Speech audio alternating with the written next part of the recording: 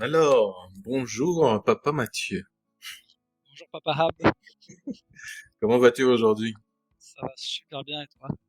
Ah bah très bien avec le soleil de cet été. J'ai l'impression qu'on va avoir un été mais hyper chaud. Je suis content de te recevoir avec aujourd'hui, de papoter avec toi, de jaser de papa, enfant, du rôle de plein de choses. Puis j'ai un paquet de questions. Quand je fais un peu à l'ancienne, tu vois, je fais mes petites cartes. Ok. Comme à la télé, tout le monde en Comme à parle. la télé, mais c'est ça, il a déjà répondu. Mais Un plaisir partagé, Habib. Merci de donner cette visibilité, entre guillemets, ce partage au papa. Ça fait du bien de pouvoir parler de notre rôle, de notre rôle différent, de notre rôle professionnel. c'est important, je trouve. Puis on aura l'occasion de jaser sur pas mal de sujets, mais pour démarrer, pour voir, en fait, découvrir qui est papa Mathieu. Parle-moi un peu de toi, de ta famille, des enfants, donc essayer de découvrir un peu qui tu es. Ouais, papa Mathieu, il est français d'origine, au Québec depuis 20 ans. Donc arrivé ici sans conjointe et sans enfant, donc tout a été fait local, on va dire. Mhm. Euh, et donc, heureux papa et fier papa de trois enfants, deux filles, un garçon, alors que l'acronyme c'est ZJC pour Zoé, Justin, Cédric, dans cet ordre-là, puisque Zoé 14 ans et demi, Justin 13 et Cédric 11. Et puis Cédric c'était son anniversaire hier justement, le plus jeune. Ah, Donc, des enfants qui arrivent à l'âge ado en plus, donc avec de nouveaux défis, de nouvelles réalités. ZJC. Donc Ouais. ça, C'est un acronyme qu'on utilise beaucoup parce que j'ai une OBNL pour mes événements sportifs. J'organise des événements ouais. sportifs à titre de bénévole et mon OBNL s'appelle ZJC événements sportifs. Alors, Ah bah c'est bien. on Bah, les implique. bah moi je les ai impliqués quand j'ai créé une de mes entreprises en France. Donc je l'ai appelé Signia, puis c'était Signon Maya. C'est sorti comme ça, puis je me rends compte que certains clients, quand je leur pose la question, le nom de leur entreprise, c'est principalement les débuts des prénoms ou les C'est prénoms ça. Ouais. de leurs enfants. Quel type de papa considères-tu être? Euh, papa qui se veut amical en fait. J'adore charrier mes enfants. Mais pas, pas dans le but de les mettre forcément mal à l'aise en fait, parce que je pense qu'ils savent justement que je suis pas là pour les mettre mal à l'aise. Euh, Ils savent que je suis plutôt un papa cool en fait, à partir du moment où évidemment il y a des règles à respecter, mais je suis plutôt cool. Donc, même face à leurs amis, ils ont pas forcément peur de me parler. Je vais aller les déranger avec leurs amis pour des choses. Donc, je pense qu'ils voient plutôt un papa cool, sympathique, marrant, qui va faire des blagues, qui va les charrier, mais jamais pour les mettre mal à l'aise à un point de frustration. Euh, papa investi, papa qui pose des questions, qui veut savoir ce qui se passe dans leur vie, dans leur tête, comment ils se sentent dans les études ou dans le à côté, qui se veut un papa ouvert et peut-être justement moderne par rapport au mien Okay. que j'ai pu avoir. Souvent, on essaie de faire un petit peu mieux, dépendamment des circonstances, mais euh, non, je pense plutôt ouais, c'est ça, un papa pas cool, bienveillant, tendre, enfin qui a pas peur d'exprimer ses sentiments. Et puis qui a son rôle de père aussi forcément, donc un peu gardien du respect, de la bonne conduite, des bons agissements, de certaines règles, pas toujours pas toujours forcément ce qui leur plairait non plus.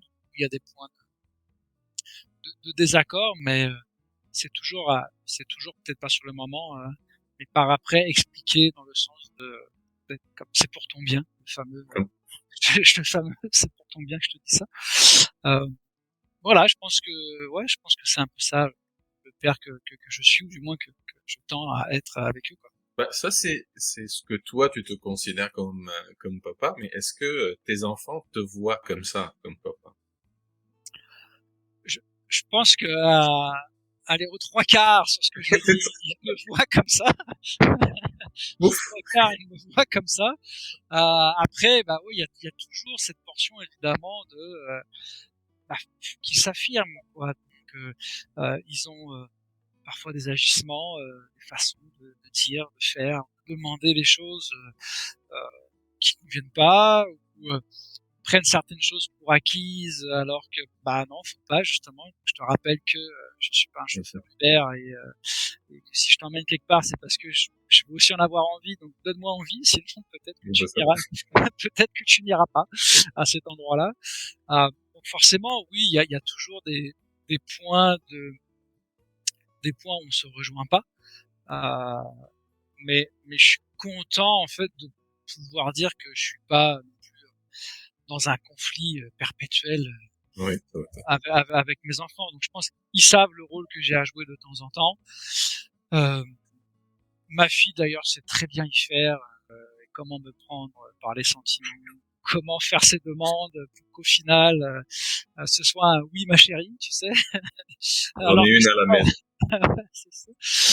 Donc donc ouais non, je suis quand même content de dire que la relation est plutôt saine et positive, et puis bah qu'ils savent que j'ai un rôle à jouer aussi, et je joue pleinement, que ça leur plaise ou non parfois. Il y a souvent, je sais pas si c'est pour toi c'est le cas aussi, c'est que on voit nos enfants puis on se voit avec certains comportements. Donc Ok, oui. est-ce que quand tu regardes tu dis ça, ah j'étais comme ça moi enfant. Est-ce qu'il y a des points comme ça où tu te reconnais, je dis oups, Bah, il y a des points où voilà, c'est bien. je dis ce que tu viens de dire. Ah, je me vois que j'étais comme ça enfant. Puis il y a certains points où je me dis, ah, mais je suis comme ça encore maintenant, Encore maintenant. encore maintenant.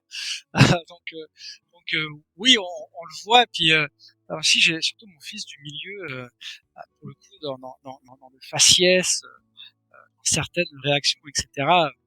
C'est difficile de dire que c'est pas un copier-coller parfois.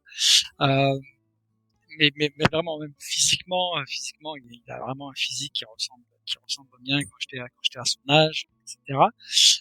Après ils ont d'autres trucs aussi, donc les générations sont différentes, donc c'est sûr qu'ils ont je pense qu'ils sont ils peuvent être à la fois avoir des réflexions euh, matures, que j'aurais carrément pas eu à leur âge, mais alors, vraiment très loin de là, et à l'inverse avoir justement des agissements un peu démesurés, parce que bon, influence des amis, influence de l'école, influence, on veut pas, de ce qu'ils voient sur les écrans et les médias sociaux.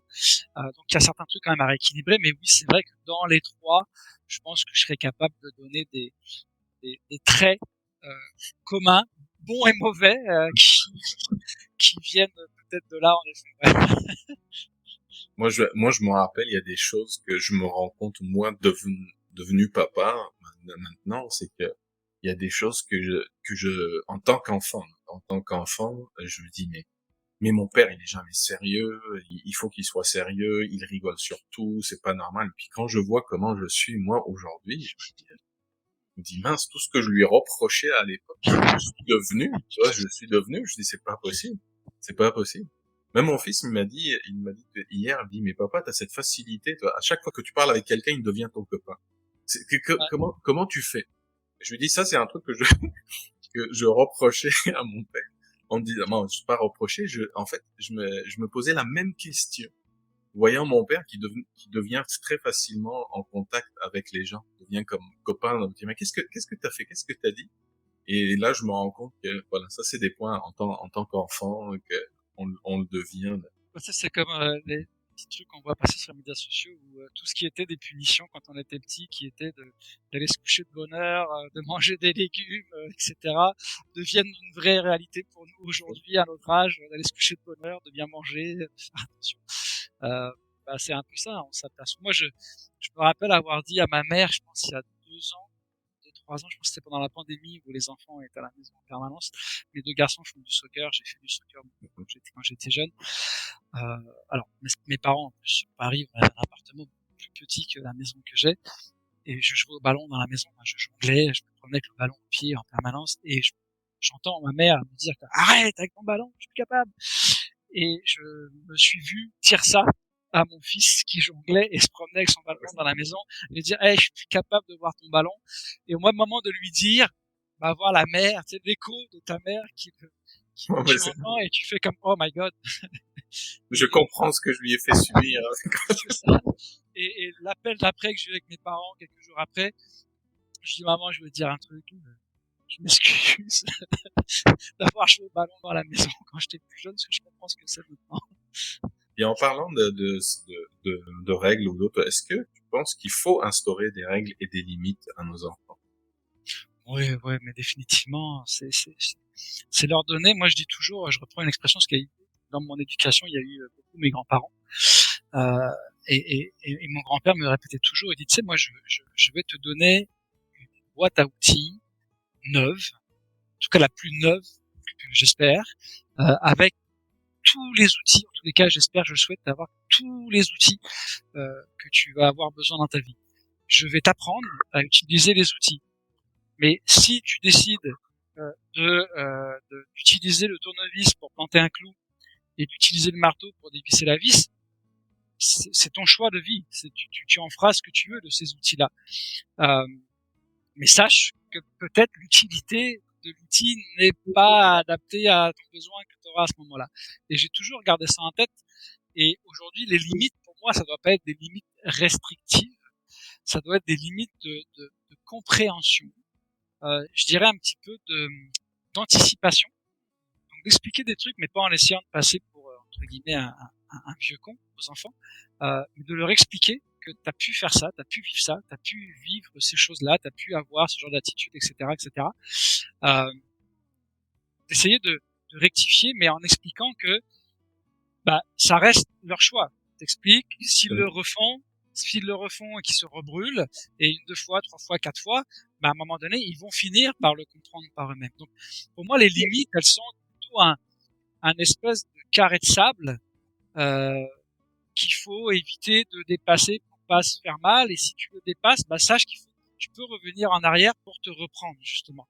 Euh, et tu as le droit de te tromper, tu as le droit de faire une erreur, tu as le droit de dépasser cette limite-là, mais il faut que tu sois suffisamment réfléchi, par contre, pour revenir en arrière, te poser la question de pourquoi tu étais trop loin, pourquoi tu l'as fait. Puis je parle pas forcément de venir d'être dans un modèle de s'excuser, mais au moins de revenir peut-être après euh, et de dire ok j'ai compris, là je suis allé là et j'aurais pas dû et j'aurais mieux fait de faire ci, de faire ça. Et du coup de dresser ces limites là, je pense que c'est aussi leur permettre ensuite de mieux naviguer dans la vie parce qu'ils dépasseront les limites peut-être des fois à l'école, au travail, avec des gens proches ou pas, peu importe. J'espère de façon jamais trop grave évidemment, euh, mais c'est important parce que ça va faire eux peut-être des êtres un peu plus bienveillants, à l'affût, faire attention un peu à ce qu'on va dire, d'anticiper certaines choses, certaines situations. Donc moi c'est plus des limites que je ne veux pas forcément restrictives, euh, mais que je veux juste pour bien les guider, mais que ils gardent une partie de souplesse et qu'ils aient le droit, eux, d'aller au-delà pour voir ce qui se passe et de se tromper et de revenir. C'est Non, un bah, peu ça ma philosophie, en fait. enfin, c'est intéressant. Ça me fait penser aussi à la zone de référence qu'on dit parfois, ou la zone de confort. Moi, je l'appelle la zone de référence. Et puis, je me dis, c'est que t'as le droit, en fait, de sortir de cette zone-là. Puis, surtout pour l'agrandir aussi, parce que ça grandit aussi avec le temps. Nous, en tant que parents, on donne ces limites-là je te rejoins sur ça pour les guider. Et puis après, ils vont construire leurs propres règles, leurs propres limites. Donc, Et puis je pars toujours du principe que euh, moi je pense que dans mon éducation, il y a une partie de mes parents, il y a une grosse partie de mes grands-parents, comme je disais, c'est pas mal eux qui m'ont élevé. Il y a la famille en général, mais je n'enlève pas qu'il y a une grande partie de mon éducation et de ce qui m'a forgé fin enfance, début adolescence, bah, qui était les amis, l'école, ouais. la rue entre guillemets, de traîner, de voir des choses, etc. Qui forge aussi euh, ta personnalité, euh, qui te permet justement d'aller tester le cadre peut-être théorique de la maison et de la famille, et quand tu es dehors et que bah, hop, t'as dépassé une limite, les conséquences sont un peu différentes. Que ce soit, je sais pas, une dispute avec un ami, ou quelque chose comme ça, ou des gens, justement, qui vont te dire, oh, un petit peu, tu vas trop loin, ou quoi que ce soit. Donc, j'essaie de donner ça avec la vision que je ne vais pas être le seul maître de leur éducation et qu'il va y avoir des éléments extérieurs que je ne vais pas forcément maîtriser. Donc je ne veux pas retenir ça comme pour me blesser ou les blesser, mais plutôt de se dire ok, je veux juste que tu aies ces limites là, que je sais qu'il va y avoir d'autres personnes qui vont avoir une influence sur toi à un moment donné, influence qui sera peut-être plus importante que la mienne à cet instant-là. Mais si tu as les limites, tu vas savoir malgré tout où est-ce que tu vas devoir t'arrêter, peut-être faire la distinction entre ce qui va être bien, ce qui va être mal, où est-ce que là il y a un peu d'abus là dans ce que je suis en train de faire avec mes amis, qui vont éventuellement justement te ramener dans cette bonne ligne quoi. On dirait que t'as vu mes cartes, hein, parce que t'enchaînes avec chaque fois. Ceux qui nous écoutent, il n'a pas vu mes cartes, il connaît pas les questions. C'est pas fait exprès. Mais du coup, ça me fait en fait penser à l'autre question, c'est est-ce que tu trouves que le rôle de papa est stressant? Euh, Être papa, c'est stressant ou pas? C'est cool. C'est les deux, hein. C'est les deux. Je donnerai pas de pourcentage de l'un et de l'autre parce que je pense que ça dépend des situations. Et puis là, j'ai une situation où mes enfants sont dans un camp aux États-Unis cette semaine. Ah. Les trois. Est-ce que je suis super à l'aise? Non. Tu les appelles tous les jours? Bah non, on peut pas parce que c'est un camp en pleine nature en fait où justement ils sont coupés. C'est un camp sauvage on appelle. C'est donc il n'y a pas d'eau courante, il n'y a pas d'électricité, il n'y a pas de réseau wifi, il n'y a pas rien. Alors ils peuvent, si vraiment il y a urgence, ils peuvent aller se connecter, on peut être rejoint, c'est pas le souci. Mais en fait le but c'est de couper. Puis comme c'est un camp en fait qui est vraiment axé immersion en anglais en fait, qui sont pas loin d'être probablement les seuls francophones presque. Enfin, d'origine du moins, je ne dis pas que c'est les seuls à parler français. Le but c'est qu'ils soient là-dedans, qu'ils sont comme un peu isolés. Donc au moins ils sont les trois, donc si jamais ça va pas, ils peuvent aller se voir l'un et l'autre. Mais je sais pas, il y a le fait que c'est aux États-Unis et que des fois on sait jamais, ça peut faire un petit peu peur.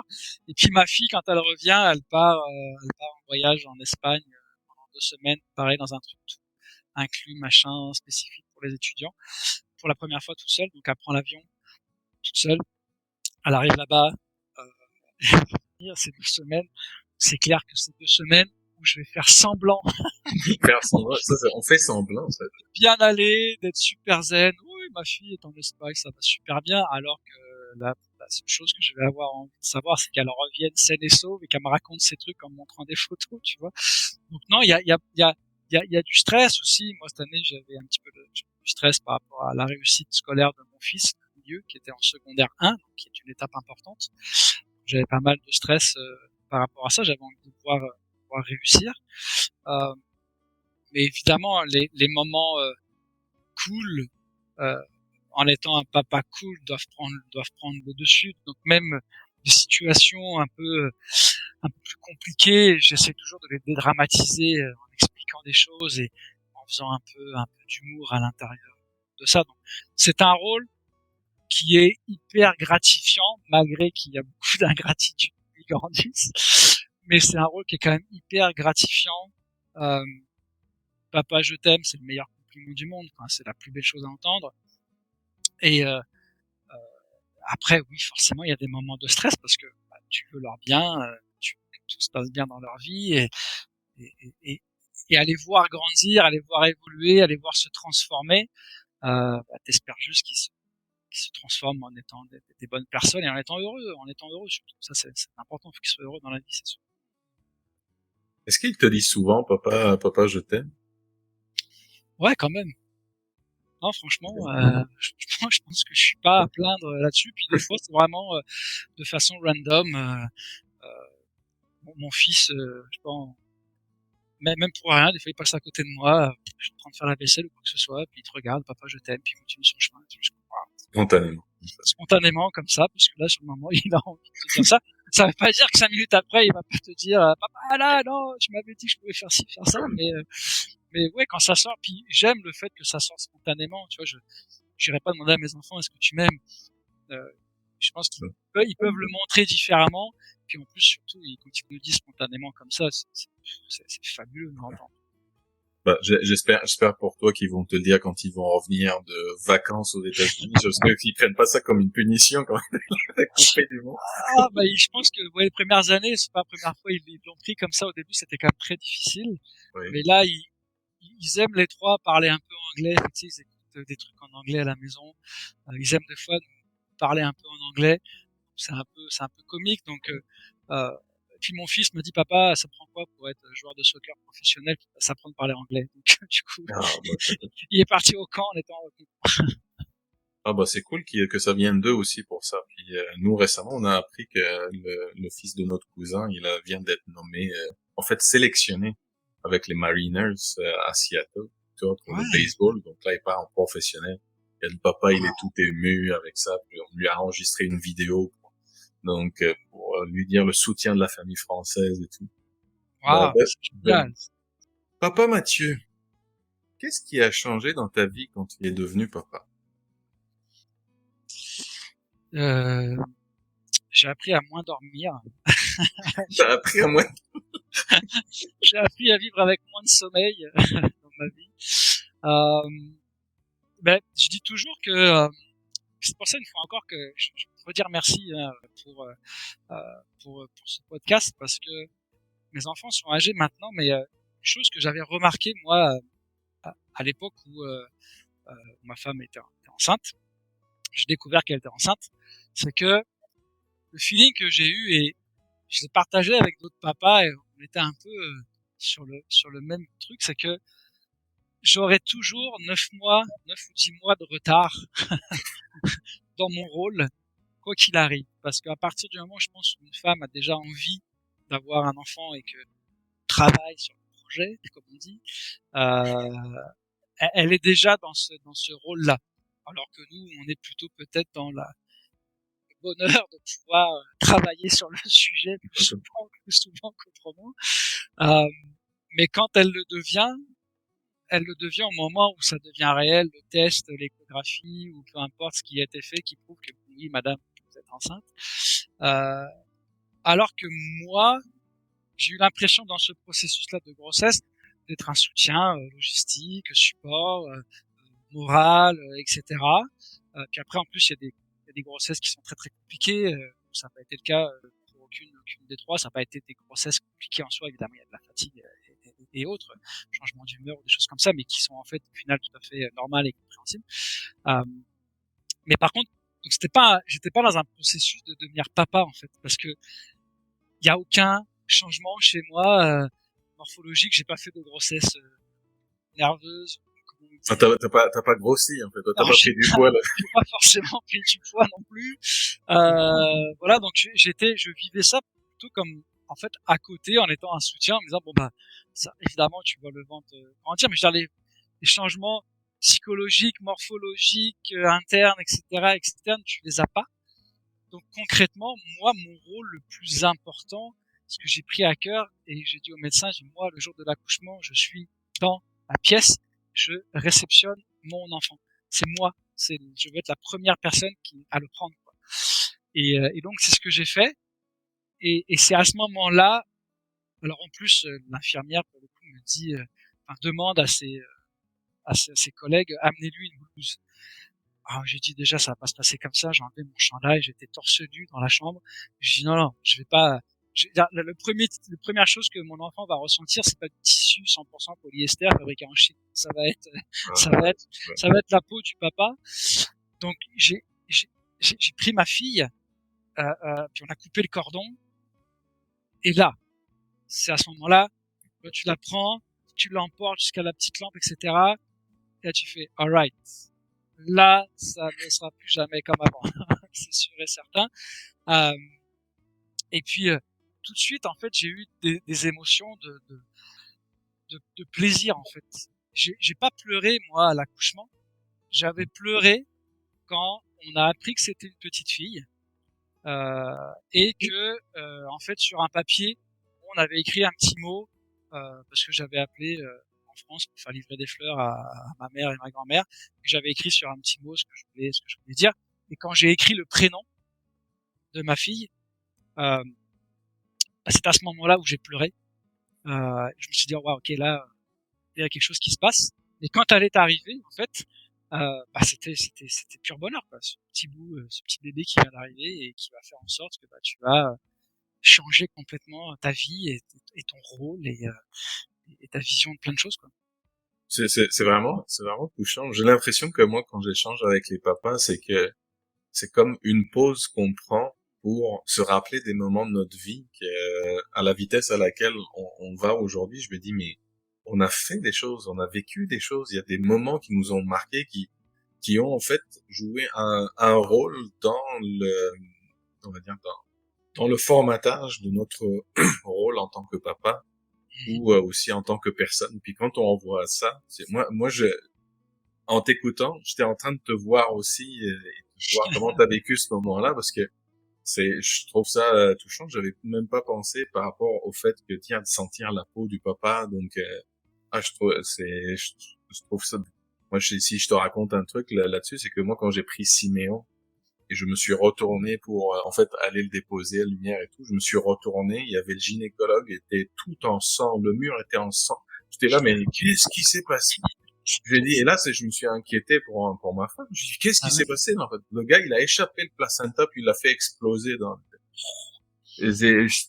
tout était en sang, lui, le mur, et tout, j'étais là, puis j'ai perdu ma femme. Tu vois, j'étais là, je pose mon fils, je me rends compte, j'ai perdu ma femme. Donc, Et ça m'a fait un truc pour se rendre compte que le gars, il a, heureusement que c'était ça. heureusement, c'était, oui, entre guillemets, juste ça, mais c'est vrai. Mais, On rigole aujourd'hui, tu vois. non, mais sur le moment, ça devait pas être Pour drôle, le hein. moment, c'était pas cool du tout. J'imagine tout à fait cool. Mais, mais ça, tu sais, en plus, dans le processus, une fois, je reviens juste un petit peu en arrière sur le processus de la grossesse. Il y avait un livre, c'était quoi, euh, What to Expect When You're Expecting, quelque chose comme ça. Je sais pas le titre en Oui. français en fait, mais un truc qui est hyper populaire, en tous les cas en Amérique du Nord, puis je pense même un peu partout dans le monde, qui est vraiment une espèce de livre énorme pour les femmes en fait. Et c'est ça que je me suis aussi aperçu, c'est que je sais pas comment c'est maintenant. Ça fait longtemps que je suis pas retourné voir chez Archambault ou Renaud-Bré la section des livres sur les grossesses, mais à l'époque, il devait y avoir maximum 2, 3 livres euh, concernant pour les papas, alors qu'il y avait un rayon quasiment plein pour les femmes. Et je me rappelle en avoir acheté un et en fait avoir trouvé que ce livre était justement décalé euh, par rapport à ce que je serais peut-être supposé être en train de vivre. C'est-à-dire que c'était plutôt un livre sur l'accompagnement de la maman en fait, Ah euh, oui, c'est pas, plutôt que une préparation à devenir papa. Et c'est pour ça que je dis que évidemment maintenant avec le temps non, mais que sur le moment quand ton enfant arrive et qui vient de naître, t'as déjà 10 mois de retard, si c'est pas plus, par rapport à la maman, parce que bah, toi, il va falloir que tu gères des trucs et que tu vives des émotions qui, en plus, pour le coup, je vais pas dire tout le monde s'en fout, mais c'est pas toi qui est important à ce moment-là, hein. C'est l'enfant et la maman.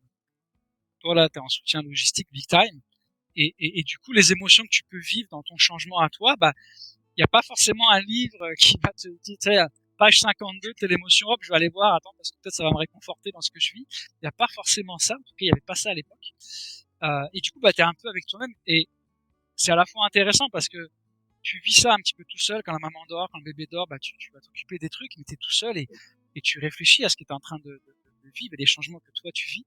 Donc moi, j'ai pas de problème à être avec moi-même et à réfléchir et à me dire comment je perçois les choses. Mais je me dis que c'est pas forcément évident pour tous les papas. Et en même temps, bah, ça t'aide à te construire à l'intérieur de ça.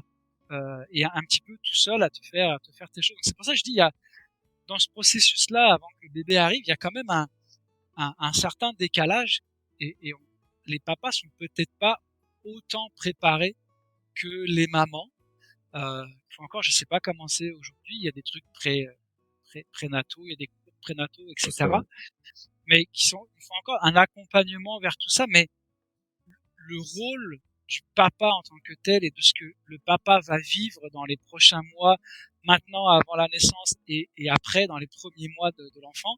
Euh, Moi à l'époque, il y avait vraiment rien qui préparait à ça, où vous pouvez avoir un livre pour relire un peu là-dessus, ou des choses, voilà. Donc, ouais, c'est un rôle dans lequel tu te définis un petit peu tout seul au début, et puis bah après finalement au fur et à mesure que tes enfants grandissent, puis bon, quand t'en as plusieurs, t'en as trois, bah tu apprends, c'est un peu comme on dit, le premier il a toutes les photos de lui sur le mur, le deuxième il y en a un peu moins, puis le dernier Troisième. c'est juste des photos dans le téléphone.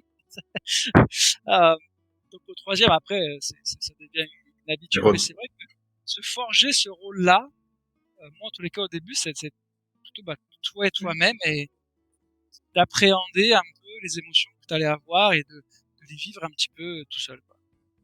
Mais Quelle est ta plus grande fierté en tant que papa? bah, moi, je me surprends à des fois prendre de la hauteur, en fait, puis d'avoir l'impression d'être justement un peu spectateur de la vie de mes enfants et de les voir avancer. Euh, euh, J'adore des fois les voir avec leurs amis, les entendre. T'attrapes des bouts de discussion comme ça, puis t'as ton fils ta fille qui réagit, qui dit un truc. Soit ça fait rire les autres, soit ça les fait réfléchir. Euh, Puis j'aime ça quand j'entends des choses qui sont en plus super pertinents, ou tu sais, ou même intelligents, tu vois. On est surpris.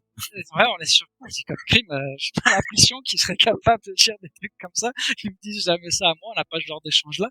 Donc moi, aujourd'hui, ma grande fierté, c'est peut-être un peu cliché comme réponse, mais c'est vraiment de les voir grandir, euh, euh, et de les voir prendre leur place dans la vie, dans la maison, au sein de la fratrie, auprès de leurs amis. Bah là, mes enfants, mes deux garçons font sport d'équipe, dans leur équipe.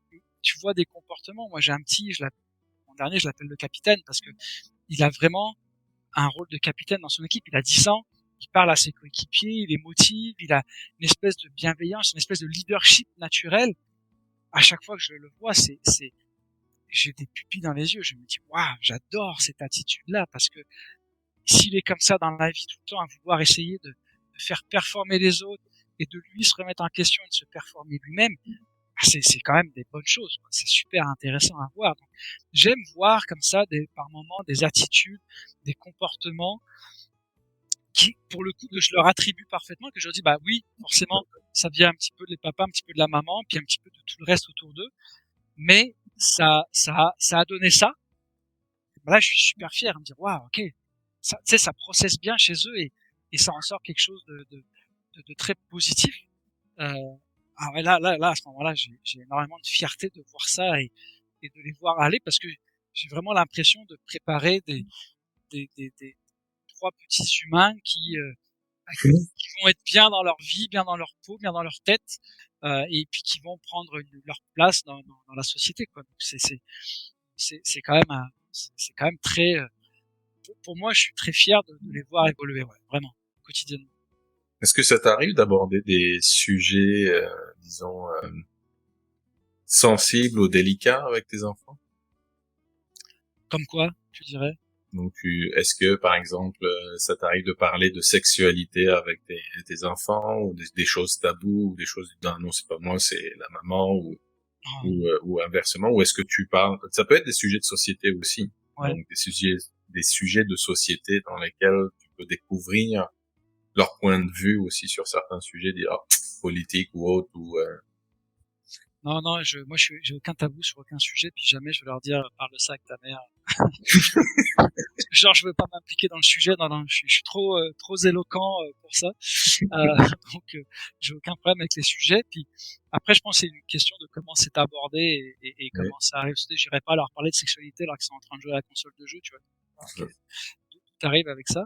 Donc, je pense que c'est plutôt une question de contexte. Mais je pense que tous les sujets peuvent être abordés. Puis cette année, enfin, l'année scolaire dernière, on a dû aborder un sujet très grave. C'est que dans leur école, dans l'école de mes plus vieux, des plus grands, il y a eu un suicide. Ah, ouais. C'est parce qu'il s'est passé live à l'école, etc. Et donc, il y a eu des alertes qui étaient lancées aux parents, etc. Sur le fait de récupérer ses enfants à la sortie de l'école. Le lendemain, je pense qu'il n'y a pas eu de classe, puis il y a eu des messages, mais après, bon, c'est commencé aujourd'hui. Là, il y a les infos qui sont partagées par l'école, mais préserver un petit peu ce qui s'est passé parce qu'on n'a pas toutes les informations pour le moment, les informations entre guillemets publiques qui fuient parce que bon, je sais pas, il y a eu de la police, il y a eu des médias, et puis bah après t'as tout ce qui se raconte sur les médias sociaux des jeunes.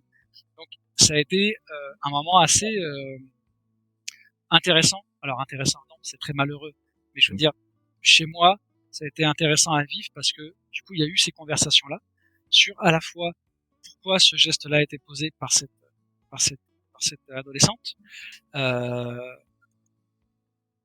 Pourquoi elle a fait ça, pourquoi elle a fait ça à l'école, qu'est-ce qu'il faut en comprendre, euh, comment il faut interpréter, euh, surtout ne pas se faire comment participer à la chaîne de ragots qui peut circuler sur les médias sociaux.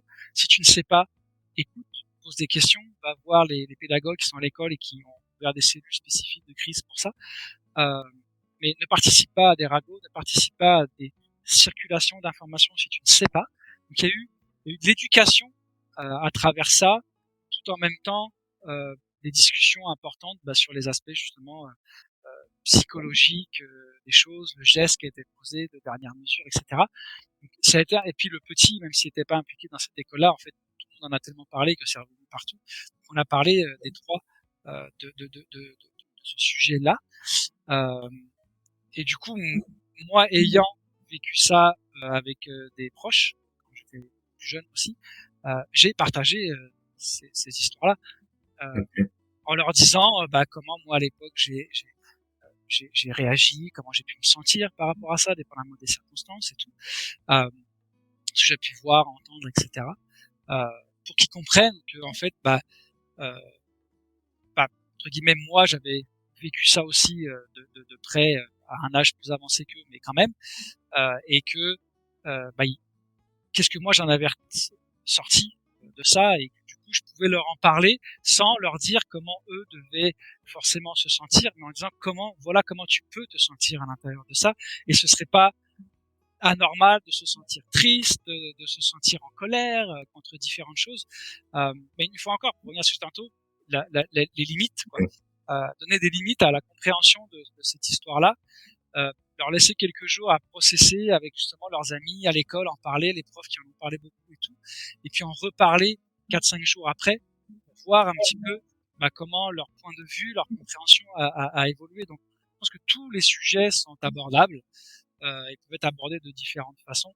C'est juste en effet une histoire de contexte, puis d'écoute. Je pense que c'est très important dans les différents sujets de pas arriver de façon je vais t'expliquer, mais arriver de façon justement c'est quoi pour toi la sexualité aujourd'hui, et de les laisser parler dans la mesure où ils veulent le partager sur le moment, euh, pour comprendre justement ce qu'ils ont dans la tête, comment ils voient les choses, puis ensuite tu reviens avec ton rôle un peu plus de papa pédagogue qui explique, qui a vécu des choses, qui est passé par là et qui, sans donner forcément une ligne précise, une fois encore, donne un champ de possibilités de compréhension et d'anticipation de ces situations que eux ensuite vont vivre, peut-être parfois même loin de nous, ou en tous les cas pas forcément chez quoi que ce soit, quoi, tu vois. On a des réactions qui peuvent être très différentes, vraiment très différentes en fonction de nous, de nos émotions, de nos expériences et de l'âge, du contexte. Il y a plein de variables dans ce sujet-là. Ah, puis tu sais, ils ont des cours enfin pas des cours, mais il y a des interventions dans les écoles par des travailleurs sociaux ou autres, Oui. qui viennent parler justement de sexualité, qui viennent parler de violence conjugale, il y a eu ça, qui viennent parler d'alcoolémie, de drogue, etc. Le sujet aujourd'hui de la santé mentale revient beaucoup, tu vois. Donc aujourd'hui, mes enfants, je les entends parler de santé mentale quand ils parlent de différents sujets, j'entends parler de bienveillance et de gentillesse. Écoute, moi, de ce que je me rappelle à l'époque, à leur âge, on parlait surtout du sida et comment installer un condom sur un morceau de bois, voilà, parce qu'il fallait se protéger. Il n'y avait pas tous ces aspects-là très poussés, j'ai envie presque de dire. Parfois, je trouve qu'il y a des interventions qui sont comme parce que là, on n'est pas parti un peu trop loin, mais le psychologique prend une place importante. Les médias sociaux qui ont un impact un petit peu là-dedans aussi. Donc, c'est sûr que c'est pas, et une fois encore, j'en reviens en fait que c'est pas des sujets en tant que parent auxquels t'es préparé, hein. Donc il faut que toi, quand ça t'arrive, qu'il y ait des sujets comme ça qui arrivent sur la table, ok, attends, on va réfléchir un peu à comment je vais aborder le sujet. C'est pour ça que c'est bien de les faire parler aussi un petit peu au début pour rebondir un petit peu sur eux, leur compréhension de la situation au moment donné, et ensuite de pouvoir faire une intervention pédagogique, parentale, qui soit, bah oui, bienveillante, constructive, etc. Donc c'est dans ce cadre-là aussi où le rôle de parent, enfin, de papa en tous les cas, est parfois pas évident quand tu dois aborder des sujets où tu t'attendais pas à ce qu'on se pose cette question. Elle arrive comme ça, juste après avoir été au Tim Hortons dans la voiture, un quart d'heure avant de rentrer à la maison. Je suis comme ah ok, bah, on va parler de ça alors, apparemment. Donc ouais, c'est important de pouvoir pouvoir jongler, je pense, avec ces sujets-là assez librement et dans un échange constructif. Ouais.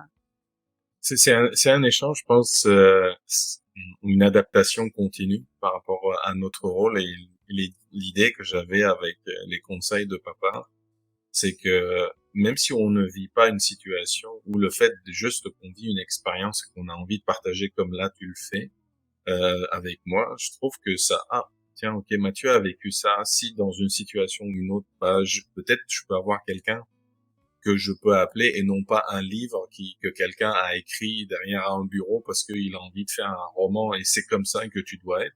Parce que le papa Mathieu est différent de papa A, déjà avec nos expériences, avec les enfants que nous avons, notre culture, notre façon de faire, notre éducation. Et c'est un très bon moyen aussi de s'enrichir avec nos expériences parce que ça, juste entre toi français qui arrive au Canada, déjà ça, c'est un gros changement. Et le rôle du papa en France est différent d'ici. Je te parle pas du Moyen-Orient avec moi, papa venant du Liban. C'est encore autre chose. Moi, j'étais surpris que mon père une fois m'avait dit ah tes enfants sont intelligents. Mais lui, le fait de dire tes enfants sont intelligents, je sais qu'ils sont intelligents aussi. Il faut pas le dire. Donc, c'est c'est le fait. Moi, ça m'a fait penser à un moment donné. Je me dis que j'ai jamais parlé avec mes enfants en disant gna gna gna gna machin comme des bébés. J'ai Ouais, ouais, toujours parlé normalement. tout à fait. Tandis qu'au Liban, bah, si t'as pas atteint un certain âge, on va toujours te parler gna gna gna gna. Bah, le bébé l'enfant est en train de t'apprendre gna gna gna gna. Donc, ça ne veut pas dire qu'il est pas intelligent. Tu vois ce que je veux dire? Donc, tu vois, c'est une façon dans laquelle je dis, c'est pas un reproche ou un jugement, c'est dire, bah, comment nous on apprend, puis comment on peut à un moment donné switcher sur notre façon de faire. Est-ce que tu as mis en place ou vous avez une sorte de tradition familiale que vous avez chez vous, ou toi avec tes enfants en disant, est-ce que il y a une tradition, bah, tous les ans, je les envoie dans un camp aux États-Unis, quoi, est-ce que vous avez un truc, une tradition plus papa, enfant ou famille que vous faites? Je- Hormis les trucs un peu classiques ouais, de certains camps, des fêtes de Oui, fin d'année, des choses comme ça, mais qui sont plus. Enfin, je trouve pas que ce soit forcément. Je mettrais pas le label tradition. oui, Euh, non, mais c'est un truc par contre que j'aimerais. Euh, c'est un truc que j'aimerais faire. En fait. Enfin, c'est quelque chose même qui je pense à court terme là euh, va va va arriver. Euh, Même petite tradition à un moment donné qui était bon le vendredi c'est pizza. Donc moi je faisais des pizzas maison et puis c'était un film, ok, à la télé. Donc là après bon, je trouve que c'est que plus ils grandissent, c'est plus le choix du film est très compliqué parce que tout le monde veut son film et tout le monde veut la télécommande. C'est un peu compliqué. Euh, mais non, j'ai pas ça encore. Mais en fait, j'ai cette aspiration-là d'avoir un truc où pas maintenant, mais tu sais plus tard où ce serait encore là et où mes enfants diraient bah non, c'est une tradition avec mon père. Tu vois, oui. tu vois le truc. Et ça, j'ai envie. Je sais pas trop quoi encore. J'ai des petites idées par-ci par-là. Euh, je sais pas quoi, mais je sais que oui, j'ai envie d'essayer de créer un petit truc legacy comme ça qui conviendra aux trois et où chaque année, bah, on fera cette activité-là ou cette chose-là ensemble. Ouais, ouais. Si tu trouves, n'hésite pas à m'appeler après en disant, ah oui, tu m'as posé une question, j'ai la réponse maintenant. Donc, Ouais, je te le partagerai quand ce sera là, mais c'est quelque chose que j'ai définitivement envie de mettre en place avec eux, qui serait. Et en fait, pour le coup, maintenant qu'ils sont grands là, je pense que le mettre en place avec eux maintenant et en parler, ça permettrait que tout le monde partage une idée, et puis d'arriver justement comme ça, petite équipe là, trouver un petit consensus de ça pourrait être quoi justement cette activité, quitte après à la changer, mais je pense que ça pourrait être un truc sympa à mettre en place, définitivement. Est-ce qu'il y a une chose que tu aurais aimé savoir avant de devenir papa? Disons que dans ce processus de devenir papa, j'aurais peut-être aimé pouvoir justement peut-être appeler le mien, ok, et lui dire bon écoute là, je vis ça là, il y a ça qui se passe, je me sens comme ça, euh, dis-moi, dis-moi quelque chose, est-ce que c'est normal, pas normal, peu importe, mais d'avoir en fait quelqu'un d'avoir quelqu'un de référent, euh, pardon, à qui j'aurais pu m'adresser, euh, peut-être une fois encore pour anticiper ou comprendre certaines choses plus vite que de les comprendre tout seul. Voilà. Euh, je pense que c'est en fait ça que j'aurais aimé avoir, et c'est ça que euh, je veux être plus tard, c'est-à-dire que si mes deux garçons, parce que je pense que pour ma fille c'est un peu différent, elle vivra des choses que elle va se rappeler que sa mère a pu vivre, donc peut-être que le lien sera plus fort de ce côté-là, et une fois encore c'est tout à fait normal et j'ai absolument rien contre ça, je trouve ça totalement naturel.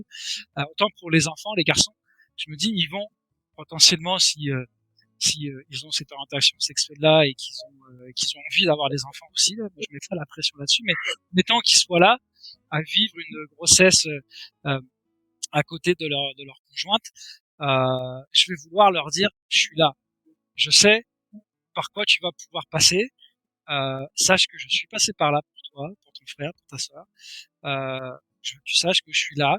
N'hésite pas à m'appeler si ça va, si ça va pas, si tu veux parler d'un sujet, s'il y a des trucs que tu comprends pas, si je dis pas que j'aurai toutes les réponses, je veux juste que tu saches que je suis à un appel de pouvoir t'écouter, ou de te voir et de parler. Aucun problème avec ça. Et si c'est juste écouter, parce que tu veux pas que je parle, je vais juste écouter si ça te fait du bien.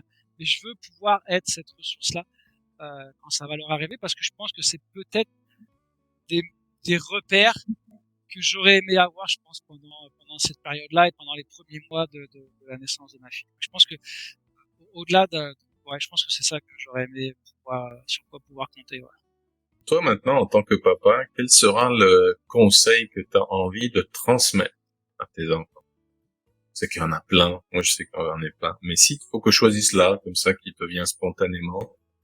Euh, bah, alors, je sais pas si c'est pour reprendre un conseil de papa que tu me poses cette question-là, mais je vais te dire deux choses. En fait, c'est très lié.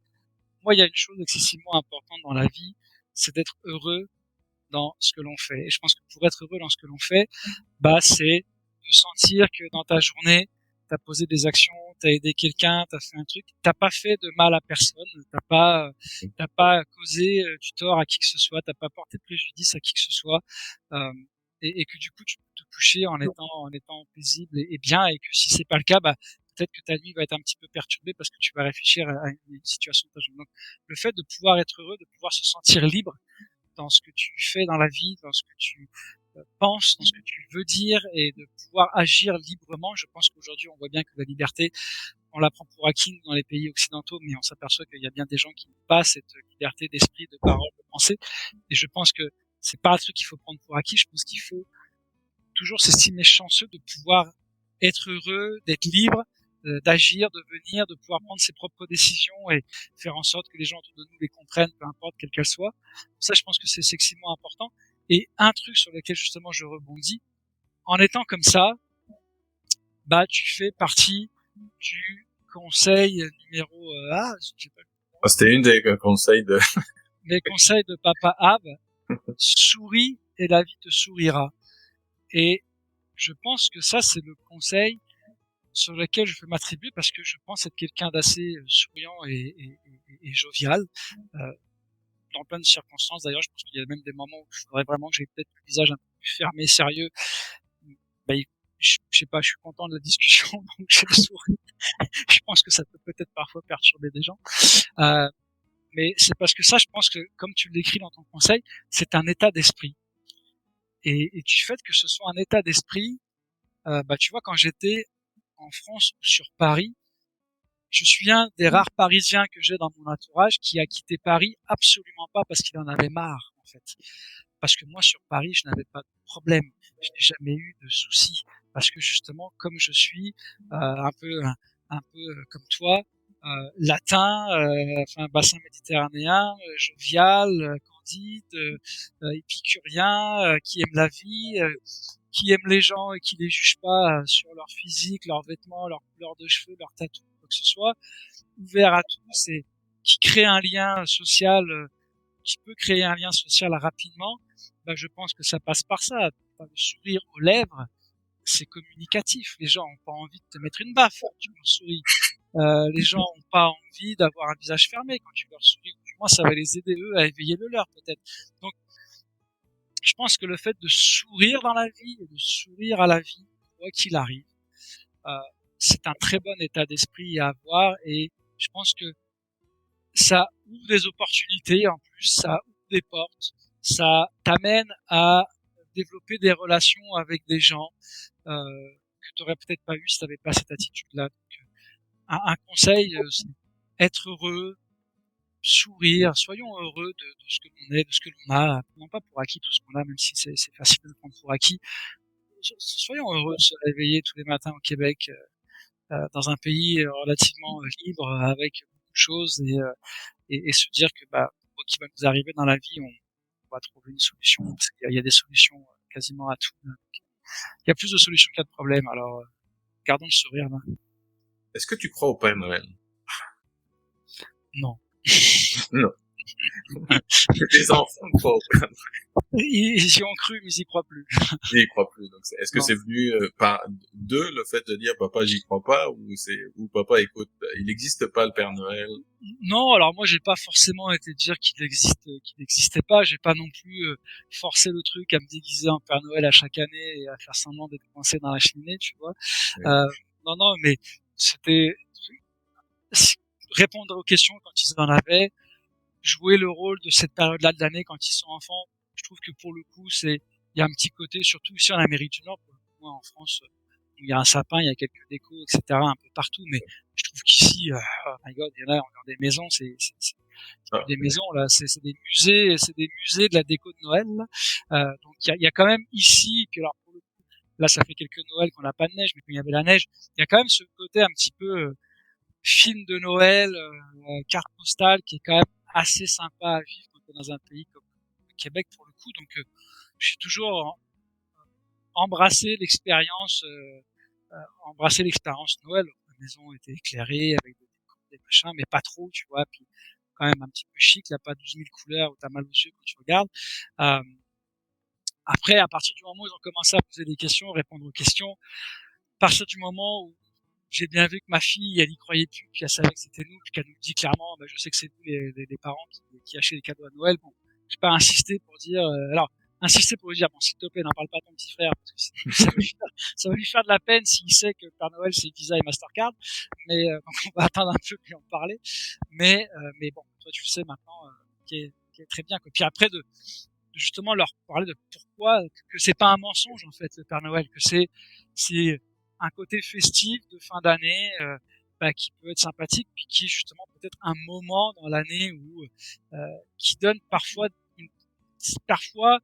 raison à certaines familles de d'effacer des choses négatives et de repartir du bon pied ou de pouvoir justement se réunir avec des gens qui sont peut-être pas vus depuis un certain temps. Donc après, faire passer ça sous cet aspect-là, ça passe. Mais là, il y en a plus aucun des trois qui y croit parce que bah, aussi les amis à l'école les influencent. Donc il suffit qu'il y en ait un dans la classe qui dise là, Père Noël, il n'existe pas, mon père il me l'a dit. Et mon puis père là, me l'a dit. le soir, t'as la question à la maison. Tu vois. Mais t'as le Et sourire. Moi, pourquoi cette question? parce que je vois toujours le sourire d'un enfant et par rapport à nos sourires aussi, c'est dire, bah, c'est cette découverte, le fait qu'il est content de découvrir, on va dire, son cadeau, l'effet mystère Ouais, parfois. Et moi, je suis toujours impressionné par ce regard-là.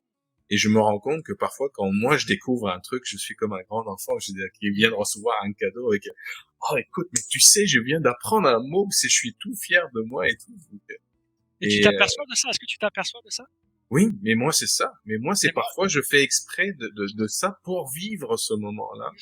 mais ça, moi, je trouve Et ça fascinant qu'on s'en aperçoive. En fait, tu sais, quand je c'est m'aperçois de ça aussi, qu'il y a quelque chose que je viens de découvrir, où j'ai l'impression des fois que ma réaction, elle est peut-être surdimensionnée, entre guillemets, ça me fait plaisir de vivre ça parce que je me dis, bah, en fait, t'es encore content comme un enfant qui vient d'apprendre quelque chose. C'est parfait.